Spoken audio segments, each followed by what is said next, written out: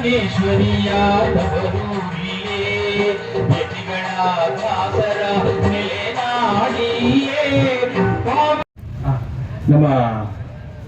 ಹಿರಿಯ ಹೋರಾಟಗಾರರು ಚೀನಾ ರಾಮು ಅವರು ಬಂದಿದ್ದಾರೆ. ಅವ್ರಿಗೂ ಸಹ ಒಂದು ಸ್ವಾಗತವನ್ನು ಬಯಸ್ತೀನಿ. ಎಲ್ಲ ಹೋರಾಟಗಾರರನ್ನ ವೇದಿಕೆ ಮೇಲೆ ಇನ್ನೊಂದು 10 ನಿಮಿಷದಲ್ಲಿ ಕರೀತೀನಿ. ಹಾಗೆ ನಮ್ಮ ಅಭಯ್ ಕೃಷ್ಣ ಅವರು ಬಂದಿದ್ದಾರೆ.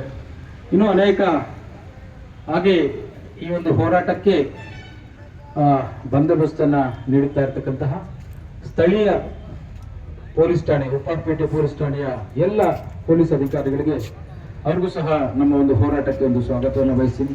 ಯಾವುದೇ ಅಹಿತಕರ ಘಟನೆಗಳು ನಡೆಯದಂತೆ ನಮ್ಮನ್ನ ರಕ್ಷಣೆ ಮಾಡ್ತಾ ಇರ್ತಕ್ಕಂಥ ಎಲ್ಲ ಪೊಲೀಸ್ ಸಿಬ್ಬಂದಿಗಳಿಗೂ ಸಹ ಒಂದು ಸ್ವಾಗತವನ್ನ ಬಯಸ್ತೀನಿ. ಈಗ ಮತ್ತೊಂದು ಗೀತೆ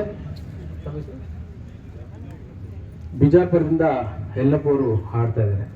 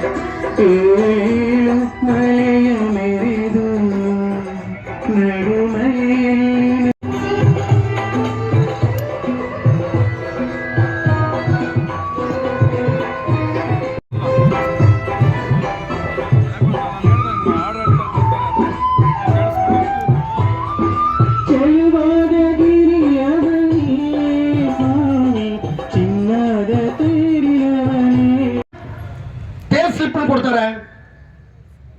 ಪೇ ಸ್ಲಿಪ್ ಇಲ್ಲ ಅಂತಂದ್ರೆ ಅವ್ರು ನೋಂದಣಿ ಮಾಡೋಕ್ಕಾಗಲ್ಲ. ದಯವಿಟ್ಟು ಸ್ವಲ್ಪ ಅವರು ನಮ್ಮ ಬಳ್ಳಾರಿ ಪರಿಸ್ಥಿತಿ ಬಂತು, ಹಾಗಾಗಿ ಲೇಟ್ ಆಯಿತು. ಇನ್ನೂ 2 ಬಸ್ ಬರಬೇಕಾಗಿದೆ. ಅವರು ಕೂಡ ಅವ್ರಿಗೆ ದಾರಿ ಸಿಗ್ತಾ ಇಲ್ವಂತೆ. ನಾನು ಲೊಕೇಶನ್ ಕಳಿಸಿದ್ದೀನಿ. ಇವತ್ತಿನ ಪರಿಸ್ಥಿತಿಯಲ್ಲಿ ಬಿಲ್ಡಿಂಗ್ ಹೋಗ್ತೀವಿ, ಈ ಬಿಲ್ಡಿಂಗ್ ಅಲ್ಲ ಆ ಬಿಲ್ಡಿಂಗು, ಅಲ್ಲಿ ನೋಂದಣಿ ಮಾಡಬೇಕಾದ್ರೆ ನಮಗೆ ಇದೆಯಲ್ವಾ, ಆ ವಸತಿ ಇಲಾಖೆ ಅದು ಮುಚ್ಚೋಗುತ್ತೆ. ಅದರಲ್ಲಿ ಸಂಬಳ ಕೊಡಕ್ಕೆ ದುಡ್ಡಿಲ್ಲ.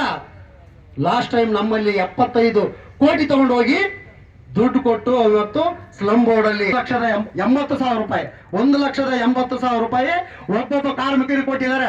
ಪ್ರತಿ ಜಿಲ್ಲೆಯಲ್ಲಿ 32 ಮನೆಗಳು ಕೊಟ್ಟಿದ್ದಾರೆ. ಪ್ರತಿ ಜಿಲ್ಲೆಯಲ್ಲಿ ಅವರೆಲ್ಲರೂ ಕೂಡ ಕಾರ್ಮಿಕರಲ್ಲ, ಅವ್ರಿಗೆ ದುಡ್ಡು ಹೋಯ್ತು. ಇವತ್ತು ಯಾವ ತರ ಅನ್ಯಾಯ ಆಗ್ತಾ ಇದೆ ಅಂತಂದ್ರೆ, ದೊರೆಗೆ ಮಾಡೋದಕ್ಕೆ ನಾವು ಕಳ್ಳರನ್ನೋ ಕಾಕರನ್ನೋ ಹಿಡಿಯಕ್ಕೆ ನಾವು ಎಲ್ಲೆಲ್ಲವೋ ನೋಡ್ತಾ ಇದೀವಿ. ಅವ್ರು ಕಳ್ಳರು ಅಂತೀವಿ, ಅವ್ರು ಕಳ್ಳರಲ್ಲ ರೀ. ಇವ್ರು ಕುಂತ್ಕೊಂಡು ವಿಧಾನಸಭೆಯಲ್ಲಿ ಕುಂತ್ಕೊಂಡು ಕಳ್ತನ ಮಾಡ್ತಕ್ಕಂಥವ್ರಪ್ಪ ಇವರೆಲ್ಲ. ನಮ್ಮ ಕೇಂದ್ರ ಸರ್ಕಾರ ದುಡ್ಡಲ್ಲ, ನಾವೇನು ಕಷ್ಟಪಟ್ಟು ದುಡಿಮೆ ಮಾಡಿ ಇಡೀ ಕರ್ನಾಟಕದಲ್ಲಿ ಸೆಸ್ ಕಲೆಕ್ಷನ್ ಆಗಿರ್ತಕ್ಕಂಥ ದುಡ್ಡು 850 ಕೋಟಿ ದುಡ್ಡನ್ನ 850 ಕೋಟಿ ದುಡ್ಡನ್ನ ಇವತ್ತು ಬರೇ ಬಡ್ಡಿ ಸೆಸ್. ರಾಜಕೀಯವಾಗಿ ನಾನು ಬಿಜೆಪಿ ರಾಷ್ಟ್ರೀಯ ಪ್ರಧಾನ ಕಾರ್ಯದರ್ಶಿ, ನ್ಯಾಷನಲ್ ಜನರಲ್ ಸೆಕ್ರೆಟರಿ, ಅದು ಸಪರೇಟ್. ಆದ್ರೆ ಹುಟ್ಟ ನಾನು ಹೋರಾಟಗಾರ. ನನಗೆ ರಾಜಕೀಯ ಮುಖ್ಯ ಅಲ್ಲ. ಹೋರಾಟದಲ್ಲಿ ಬಡವರ ಪರವಾಗಿ ಕೆಲಸ ಮಾಡಬೇಕು, ಕನ್ನಡದ ಪರವಾಗಿ ಕೆಲಸ ಮಾಡಬೇಕು, ದಲಿತರ ಪರವಾಗಿ ಕೆಲಸ ಮಾಡಬೇಕು, ಶೋಷಣೆಯಲ್ಲಿ ಇರ್ತಕ್ಕಂಥವ್ರಿಗೆ ನ್ಯಾಯ ಕೊಡಿಸುವಂತ ಹೋರಾಟಗಳಲ್ಲಿ ನಾನು ಸಕ್ರಿಯವಾಗಿ ನಾನು 8ನೇ ಕ್ಲಾಸ್ ಓದೋವಾಗಿಂದ ಶುರು ಮಾಡಿದಂಥವ್ರು. ಇವತ್ತು ಅದೆಲ್ಲ ಇನ್ನೆಲ್ಲ ಏನೇ ಆಗಿದ್ರು ಒಟ್ಟಾರೆ ಇವತ್ತು ಸಚಿವರು ಹೇಳ್ತಾರಂತ ಅಧಿಕಾರಿಗಳಿಗೆ, ನೋಡ್ರಿ ನನಗೆ ಇವತ್ತು ದುಡ್ಡು ಬರ್ಬೇಕು ತಿಂಗಳಿಗೆ ಇಷ್ಟು ಅಂತ. ಏನ್ ಮಾಡ್ತೀರಾ, ಎಲ್ಲೆಲ್ಲಿ ಯಾವ ಇಲಾಖೆ ಹೇಳಿದ್ದಾರೆ, ಎಲ್ಲೆಲ್ಲಿ ಯಾವ್ದಕ್ಕಿದೆ, ಲೇಬರ್ ಡಿಪಾರ್ಟ್ಮೆಂಟ್, ಲೇಬರ್ ಇನ್ಸ್ಪೆಕ್ಟರ್ ಹೇಳ್ತಾರೆ.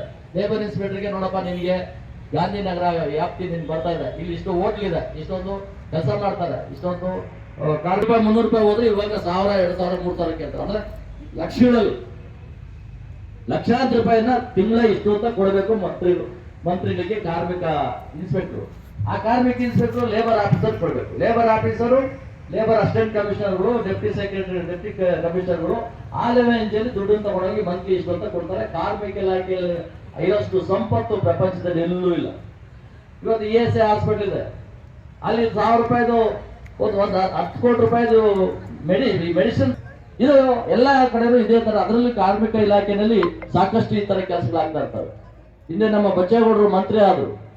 ಬಚ್ಚೇಗೌಡರು ಕಾರ್ಮಿಕ ಮಂತ್ರಿ ಆದಾಗ ನಮ್ಮ ಕಡೆ ಎಲ್ಲ ಜನ ಹೇಳೋರು, ಏನ್ರಿ ಬಚ್ಚೇಗೌಡರಿಗೆ ಕಾರ್ಮಿಕ ಇಲಾಖೆ ಕಂಡಮ್ ಮಾಡ್ಬಿಟ್ಟು ಕೊಟ್ಬಿಟ್ಟಿದ್ದಾರೆ, ಆ ಇಲಾಖೆನಾಗ ಏನ್ರಿ ಇದೆ ಅಧಿಕಾರ, ಏನಿದೆ ದುಡ್ಡು ಅಂತ ಕೇಳಿದ್ರು. ನನ್ಗೆ ಗೊತ್ತಿತ್ತು ಅಲ್ಲಿ ದುಡ್ಡಿರೋದು. ಹೇಳ್ದೆ ಬಚ್ಚೇಗೌಡರಿಗೆ, ಅವ್ರು ಯಾರು ಹೇಳೋ ಮಾತು ಕೇಳ್ಬೇಡಿ, ಬಹಳಷ್ಟು ಒಳ್ಳೆ ಕೆಲಸ ಮಾಡ್ಬೋದು. ಇವತ್ತೇನು ಕರ್ನಾಟಕದ ಜನಸಂಖ್ಯೆ 7 ಕೋಟಿ ಇದೆ. ನೀನು ಅವತ್ತು ನಮ್ಮ ಎಲ್ಲ ಜನರನ್ನ ಲೇಬರ್ ಮಿನಿಸ್ಟರ್ ಯಾಕದೆ ಅಂತ ಕೇಳಿದ್ರು. ನಾನು ಲೇಬರ್ ಮಿನಿಸ್ಟರ್ ಆಗದೆ ರೆವಿನ್ಯೂ ಮಿನಿಸ್ಟ್ರು, ಪೊಲೀಸ್ ಇಲಾಖೆ ಮಂತ್ರಿನೋ ಇನ್ನೇನೋ ಆಗಿದ್ರೆ ನಾನು ಬಡವ ಸೇವೆ ಮಾಡೋಕ್ಕಾಗಲ್ಲ. ನೀನು ಹೇಳಿದ್ರಿಂದ ನನ್ಗೆ ಗೊತ್ತಾಯ್ತು ಆ ಇಲಾಖೆಯಲ್ಲಿ ಅಷ್ಟು ಶಕ್ತಿ ಇದೆ ಅಂತ ಗೊತ್ತಾಗಿದ್ದು ಆವಾಗಲೇ ಅಂತ. ಸಾಕಷ್ಟು ಇಂಥ ವಿಷಯಗಳಿದ್ದಾವೆ. ಇವತ್ತು ನಾನು ಮತ್ತೊಂದು ಸಾರಿ ನಿಮಗೆಲ್ಲ ಹೇಳೋದಿಷ್ಟೇ, ಇವತ್ತು ವೇದಿಕೆ ಮೇಲೆ ಇರ್ತಕ್ಕಂಥವ್ರು ಇನ್ನೂ ಹೆಚ್ಚಿನ ಸಮಯನ ಅವರು ಬಳಸ್ಕೋಬೇಕಾಗ್ತದೆ. ಇವತ್ತು ಯಾರಿಗೂ ಇಲ್ಲಿ ಬಿಸಿಲು ಬೀಳ್ತಾ ಇಲ್ಲ, ಯಾರು ಅಂತಂದ್ರೂ ಎಲ್ಲ ನೆರಳಲ್ಲಿ ಕೂತಿದ್ದೀವಿ. ನಮಗೆ ಇಷ್ಟು ಹೈಟಲ್ಲಿ ಕುಳಿಸ್ಬಿಟ್ಟಿದ್ದಾರೆ, ನಮಗೂ ಕೆಳಗಡೆ ಕುಳಿಸಿದ್ರು ಸಾಕಾಗಿತ್ತು. ಅದೇನೋ ನಿರಂತರವಾಗಿ ಕಾರ್ಯಕ್ರಮ ಮತ್ತೆ ನೀವೆಲ್ಲ ಬಂದಿರ್ತಕ್ಕಂಥ ನಿಮ್ಮನ್ನು ಅಭಿನಂದಿಸಿ, ಈ ಹೋರಾಟನ ಇಲ್ಲಿ ನಿಲ್ಸಕ್ಕಾಗಲ್ಲ. ನಿಮ್ಮ ಹೋರಾಟದ ಹಿಂದೆ ನಮ್ಮ ಅಖಿಲ ಭಾರತ ದಲಿತ ಕ್ರಿಯಾ ಸಮಿತಿ ನಿಮ್ಮ ಜೊತೆಗೆ ಇರ್ತದೆ. ಇವತ್ತು ಅಸಂಘಟಿತ ಕಾರ್ಮಿಕರ ಪರವಾಗಿ ದಿನನಿತ್ಯ ನಾವು ನಿಮ್ಮ ಜೊತೆಗೆ 10 ಸಂದರ್ಭಗಳಲ್ಲಿ ನಿಮಗೆ ಬೆನ್ನಲ್ಲಿ ಇರ್ತೀವಿ ನಾವು ಅಂತ ಹೇಳ್ತಾ ನನ್ನ ಮಾತನ್ನ ಮುಗಿಸ್ತೇನೆ. ಜೈ ಕರ್ನಾಟಕ ಮಾತು. ಧನ್ಯವಾದಗಳು ಸರ್. ಏನು ಇವತ್ತು ನಮ್ಮ ರಾಷ್ಟ್ರೀಯ ಅಧ್ಯಕ್ಷರು ಚೀನಾರಾಮ್ ಸಾಹೇಬ್ರು ಬಹಳ ಸೊಗಸಾಗಿ ಮಾತಾಡಿದ್ದಾರೆ ಕಾರ್ಮಿಕರ ಬಗ್ಗೆ, ಕಟ್ಟಡ ಕಾರ್ಮಿಕರ ಬಗ್ಗೆ ಮತ್ತೆ ಅಸಂಘಟಿತ ಕಾರ್ಮಿಕರ ಬಗ್ಗೆ. ಯಾಕಂದ್ರೆ ಅವರು ಹೋರಾಟ ಮಾಡ್ಕೊಂಡು ಬಂದವರು ಬರೀ ಕರ್ನಾಟಕಕ್ಕೆ ಮಾತ್ರ ಸೀಮಿತ ಅಲ್ಲ, ಇಡೀ ಭಾರತ ಜಮ್ಮು ಕಾಶ್ಮೀರದಿಂದ ಹಿಡಿದು ಕನ್ಯಾಕುಮಾರಿವರೆಗೂ ಅವರು ಹೋರಾಟ ಮಾಡಿದ್ದಾರೆ. ಮೊನ್ನೆ ಅವರ ಹುಟ್ಟುಹಬ್ಬ ಪ್ರಯುಕ್ತ ಗಾಂಧಿ ಭವನದಲ್ಲಿ ಕೂಡ ನಾವು ಕಟ್ಟಡ ಕಾರ್ಮಿಕರು ನಮ್ಮ ಪ್ರಾಣ ಕೊಡಲು ಎಲ್ಲಿ ಬೇಕಾದ್ರೂ ಬರಲು ಅಂತ ಸಿದ್ಧವಾಗಿದ್ದೇವೆ. ಆದರೆ ಮಧ್ಯದಲ್ಲಿ ಬೋಗಸ್ ಅಂತ ಹೇಳಿ ಕಳ್ಳ ರೀತಿ ಮಾಡಿ ಕಾರಣ ಮಾಡಿದ್ದಾರೆ. ಅವರಿಗೆ ದಯವಿಟ್ಟು ತಾವು ಮಾತಾಡಿದ್ರು, ಆದರೂ ಹೇಳಲು ಏನು ಮಾತಾಡಿ ತೋರಿಸ್ತಾ ಇಲ್ಲ. ಫಸ್ಟ್ ಟೈಮ್ ಆಗಿ ಜನ ಸ್ಟೇಜ್ ಇದ್ರೆ ಮಾತಾಡ್ತಿದ್ದೇವೆ. ಹಾಗಾಗಿ ದಯವಿಟ್ಟು ಬೋಗಸ್ ಕಾರ್ಯಗಳು ನಿಂದಿರಿಸಿ ಮತ್ತೆ ನಿಜ ಸತ್ಯವಾದ ನ್ಯಾಯಯುತವಾಗಿ ದುಡಿಯುವ ಕಟ್ಟಡ ಕಾರ್ಯಗಳಿಗೆ ತಮ್ಮ ಏನೇನು ಸೌಲಭ್ಯಗಳು ಸಿಗಬೇಕು ಅದನ್ನೆಲ್ಲ ದೊರಕಿಸಿಕೊಡ್ಬೇಕಾಗಿ ತಮ್ಮಲ್ಲಿ ಕೇಳ್ಕೊಳ್ತೀವಿ ಸರ್. ನಾವು ಸದ್ಯದಂದು 3,000 ಕಾರ್ಡ್ ಮಾಡಿದ್ದೇವೆ. ನಮ್ದು ಕಟ್ಟಡ ಕಾರ್ಮಿಕ ಶಿರೂರು ಗ್ರಾಮದಲ್ಲಿ, ನಮ್ದು ಬಾಗಲಕೋಟೆ ಜಿಲ್ಲೆಯಿಂದ ಶಿರೂರು ಗ್ರಾಮದಲ್ಲಿ ಮುತ್ತಪ್ಪ ಶಿವಪೇಟಿ ಅಂತೇಳಿ ನಮ್ಮ ಹೆಸರು. ಧನ್ಯವಾದಗಳು. ಅವರಿಗೆ ಜೋರಾಗಿ ಚಪ್ಪಾಳೆ ಮುಖಾಂತರ ಅವರ ಈ 2 ಮಾತಾಡೋದಕ್ಕೋಸ್ಕರ ಅಂತಲ್ಲ, ಇದು ಹೋರಾಟ ನಾನು ಭಾಗವಹಿಸ್ತೀನಿ ಅಂತೇಳಿ ಬಂದಿರೋದು. 450 ಕಿಲೋಮೀಟರ್ 500 ಕಿಲೋಮೀಟರ್ ಹೆಚ್ಚು ಕಡಿಮೆ ನಿದ್ದೆ ಕೆಟ್ಟು ನಿನ್ನೆ ರಾತ್ರಿ ಬಂದು ತುಮಕೂರಲ್ಲಿ ಬೆಳಗಿನ ಜಾವ ಅಲ್ಲೇ